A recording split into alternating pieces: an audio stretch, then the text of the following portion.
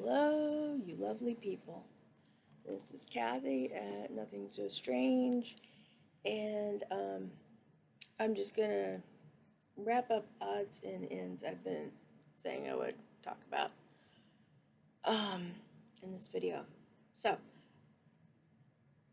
first of all, we weeks and weeks and weeks ago went to the Blackbeard festival that happens annually in Hampton, Virginia. There are a heck of a lot of grown-ups who like dressing up like pirates. Apparently, I would be one of them, although I did not this year. But it's always a good time. They have a pirate camp set up.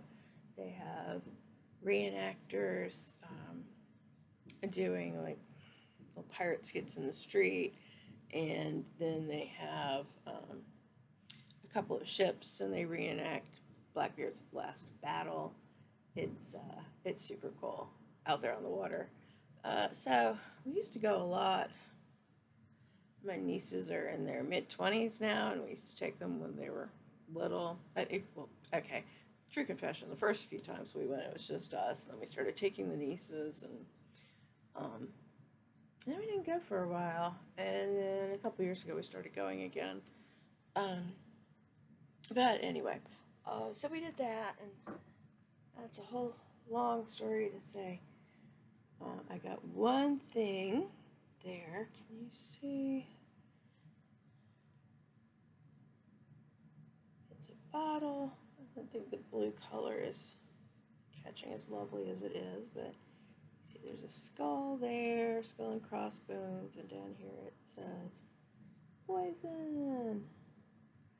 I'm very excited about this. It's a very old mold. The person who does these gets bottles, like, wine bottles and whatnot, and then he recycles them and uses these antique molds to make these. Excited about my bottle. A year before last time we went, my husband got one for himself. That's I think it's a Tudor symbol or something. Lots of variety. Just so many to choose from. But I love my poison bottle so much. So that was the first thing. What else? Oh yeah. I said something about this book in a video recently, and I think Ina at Taproot Tarot was asking about it. Now I'm trying to remember. Oh yeah, I remember. It was when I showed the Cosmic Tarot, whenever that was recently, and I said, oh yeah, great book, history of tarot art, deck by deck. And it's kind of cool. It doesn't try to do the whole history. It just picks up these particular decks and uses them as illustrations of particular moments. Is that backwards for you? Visconti, Solabusca, Tarot de Marseille, Rider Waite Smith, Thoth, Aquarian, Morgan Greer, Motherpiece, Cosmic, Druidcraft, Deviant Moon, The Wild Unknown, and then kind of grab bag of contemporary. And this is just a lovely book. Lovely book. And for each deck, it has a lot of images from it and a lot of background, where, when, created by. And so lots and lots of pages on each deck. We're still Visconti here. But the Cosmic Tarot, so pretty. There's a lot of speculation in this chapter about who's represented in the cards, and so I very much enjoyed that section. Like C.S. Lewis and Duran Duran cited as influences.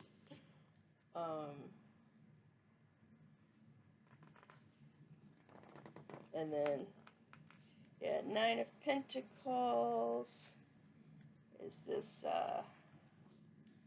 Rita Hayworth? Probably.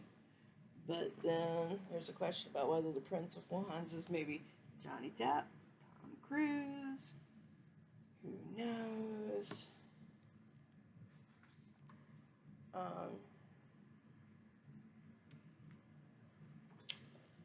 Yeah. Delightful book. Here we have Sean Connery as the King of Wands. Gregory Peck, probably King of Pentacles. Clark Gable, maybe King of Cups. That might be a stretch. I don't really think Arnold here is the Nine of Wands. I don't agree with that one. Shares the world, maybe. So, anyway. And then, you know, it just shows a lot of cards and talks about the influences. So, there's also in every chapter you might like. If you like the cosmic, you might like fountain or textured.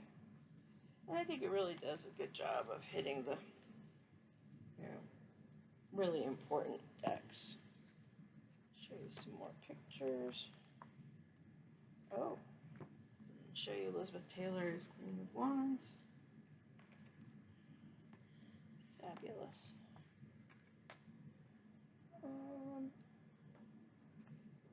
There's a lot on Mother Piece.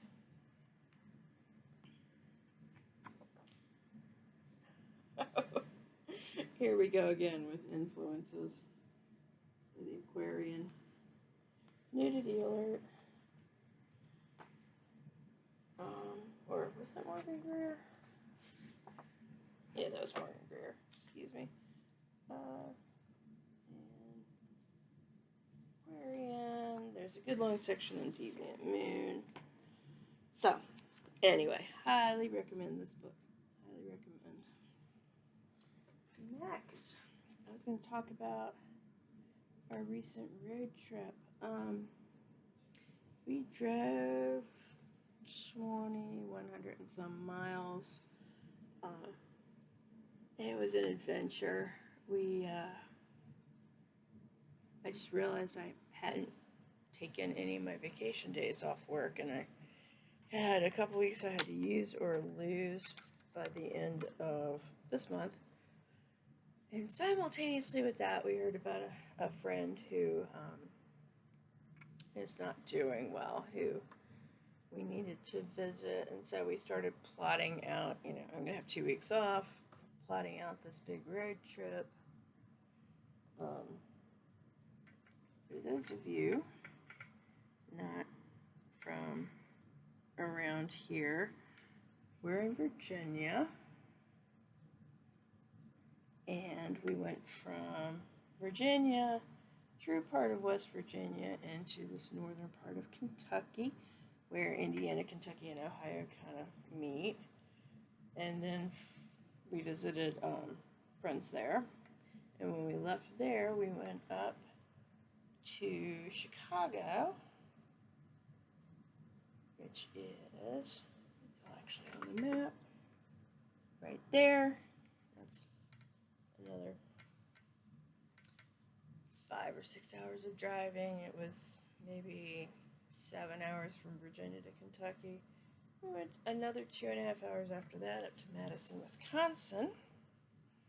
And then we went across Wisconsin to the shores of Lake Michigan, got on a ferry, had a 4-hour ferry ride across, landed in Michigan, came down the little coast of Lake Michigan there, went across Ohio, Indiana, Ohio, Pennsylvania to Pittsburgh, came home. And a little bit more on that.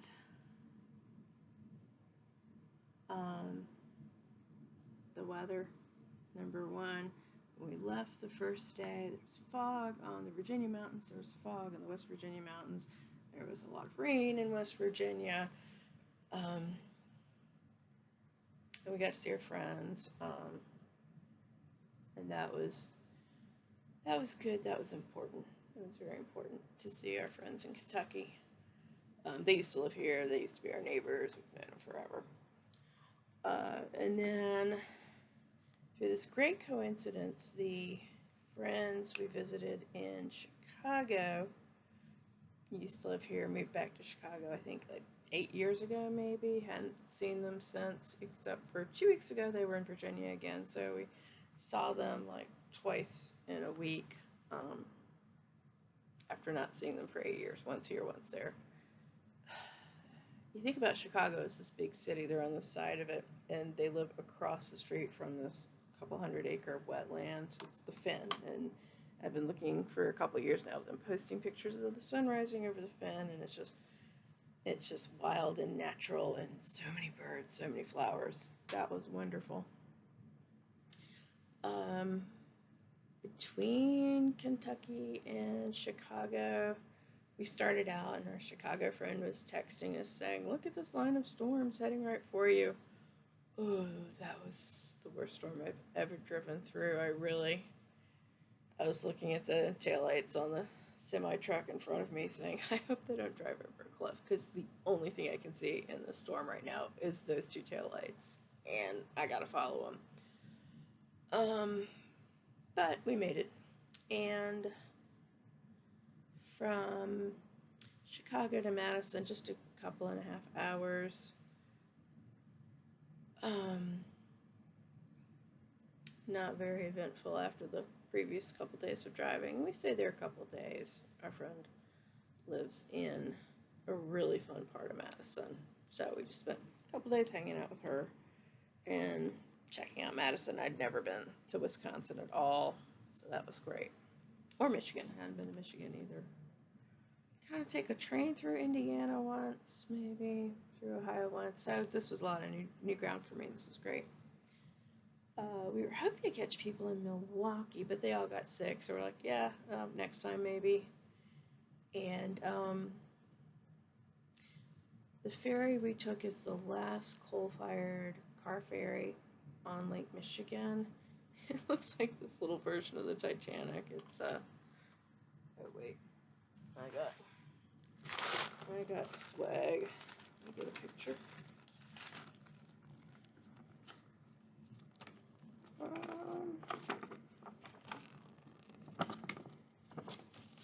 Yeah, if I was really organized, I would have planned this part out better. Oh, there we go. The SS Badger. Look at that. It was amazing.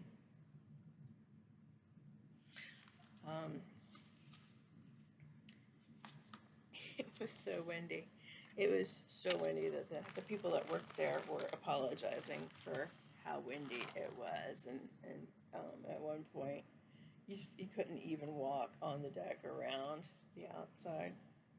Got a nice book about it though, because that was sort of a once in a lifetime thing. It was really cool. Yeah, I didn't get a whole lot of swag the whole trip, but I hit the swag hardest at the Badger. Got a little deck of playing cards, Badger on them.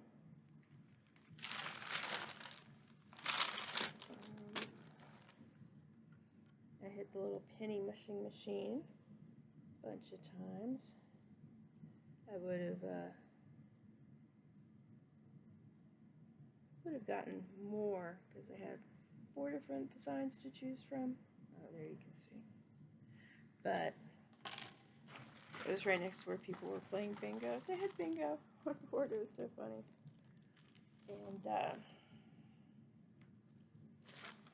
And those machines, the penny mushing machines, make so much noise. Crackety, crackety, crackety, crackety, crack. And I figured I'll get a couple and then quit bothering these poor people. What else did I get? Oh yeah, one of my favorite souvenirs to get, and you never see them anymore, are floater pins.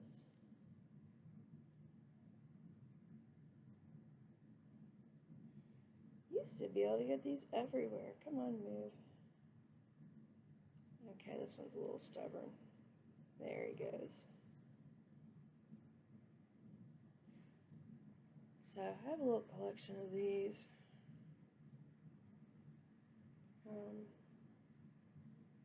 I have one of Graceland with Elvis's pink Cadillac going across. I have one of a couple from France. One at Mont Saint Michel with sheep going across, and one someplace that was important, like on D-Day with parachuters coming down. That one's a little bizarre. Yeah, I got a little enamel pin. I swear it doesn't look like anything's focusing really well tonight. It looks kind of like a Wes Anderson film drawing. Anyway, that's most of the swag I got after the ferry. Spent the night where the ferry lands in Ludington, which is a cute town, and we're just enjoying the little Michigan beach towns, which we'd never been to before. And we're here on the East Coast. We have the ocean. Lake Michigan looks like an ocean. I mean, it's an inland sea. It's that big. It was just startling to us, though, being so used to the ocean here, that you don't smell salt, and you're staring at something that looks like the ocean, and it's not salty. So that was pretty funny. But then, got up the next day after the ferry, and that's when I got to meet Marilyn of Marilyn's Tarot Take, and she's just so lovely. I had gotten in touch with her a day or two before, saying, "Hey, we're gonna, be driving right by where I think you live," and so we were gonna meet in a cafe. And I texted her 20 minutes before we got there. She said so she could go get a table, and then she texted back that the line's wrapping around the block because it's a beautiful town. It's full of tourists. And so she said, just come over to our house. And so we went over to her lovely house and got to meet her face to face, and her husband and their dog. Love their dog. And so we hung out there for hours. It was just so lovely. It was so wonderful. I got to look at all her decks. Marilyn has a really great collection. So that was wonderful. And then we got on the road. Google Maps lied to us about how long it was going to take to get to Pittsburgh. And the whole last 3 hours we kept saying, we're supposed to be there now. We're supposed to be there now. And finally we decided we'd pull off like a town or two, well, suburban Pittsburgh really, but not in the city. And when we got off the highway, my husband was like, what's up with the car? Front end problems. So we ended up spending 2 nights in Pittsburgh while I got new axles and struts and a couple tires.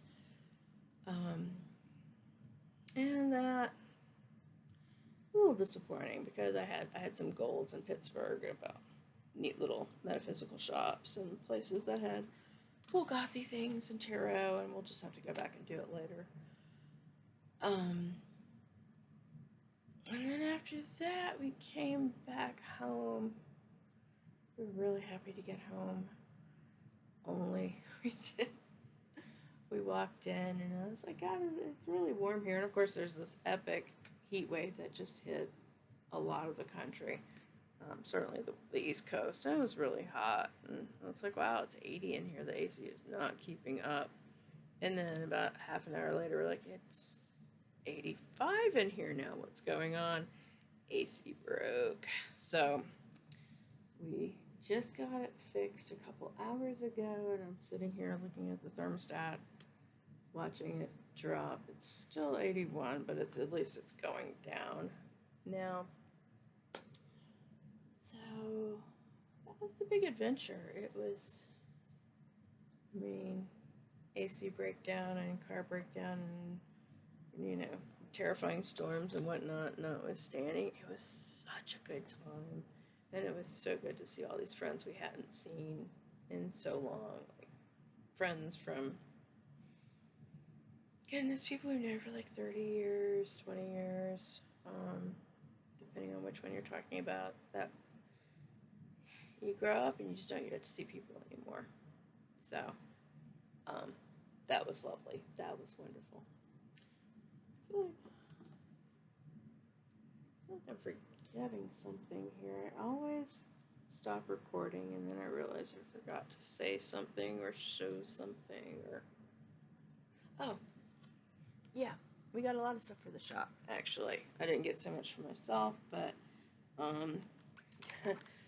oh, Fenton Silvercrest, cake stand and some 1950s really retro board games and a lot of sconces and candle holders. Lately, I need an army of goths who lack candle holders and sconces to descend on us because we have so many of these, like, just really ornate, beautiful black metal, iron, other kinds of metal candle holders and sconces. So many. Beautiful. And then this globe I was waving at you. Okay, so it's a globe. This is. It might eventually be for the shop, but right now it's living up here with us. Because look at that.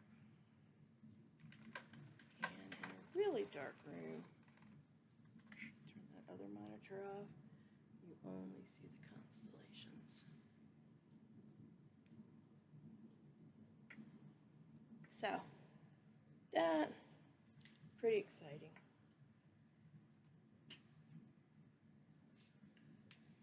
I owe it to my husband, who actually got it over in a dark part of the store and realized what that was. So, there's some good shop stuff too. I think that's everything I was going to do tonight. So, that was the road trip.